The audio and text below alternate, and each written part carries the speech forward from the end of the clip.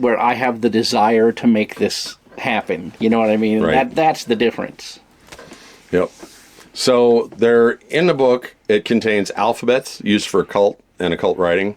The symbols were meant to encode magical knowledge, and some of them resembles alchemical. Can't talk. Alchemical and Kabbalistic script. Yeah. They were used to communicate with spirits or hide secrets. Many of these symbols appear in other grimoires of the period, which we said it's a conglomeration of all these other grimoires of the period. They don't tell you. It's the Kybalion, in case you want to know.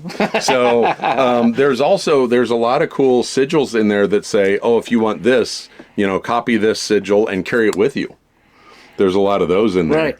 So it's full of stuff like that. It tells you, and the thing that I love about this book, as opposed to other grimoires and even modern grimoires, is that this one says, here's the ritual, here's what you need to do it, here's the sigil, here's the talisman, go have fun. Right? It lays it out for you. It lays out everything. It's like a how-to manual for doing magic. Right. It is. It's so refreshing to not have all of this hither-dither, rotate your wand counter circle, all this nonsense. It's just like, here's what you do, here's what you do, here's what you do, boom, right. It's done. I think we read the other last week. We read one of the spells, and it was do this, this magical knight will appear. Yeah. Don't look him in the eyes, just ignore him. Right. He'll leave. Half hour later, another one will show up. And it went on to keep doing this until the fourth one shows up, and then let him know what you want, right? And he'll be able to give it to you.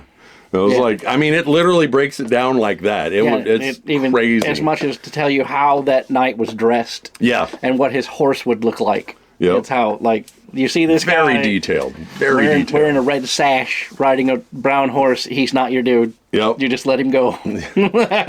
So there's, like we said earlier, there's a lot of influence through religion, and so it heavily incorporates Christian prayer and psalms, and then many of the rituals call upon angels like Michael and Raphael. Yeah. And some of the spells mix Catholic rites with folk magic, and it reflects the Renaissance belief in white magic versus black magic, and the Christian framework made it more acceptable than purely demonic text.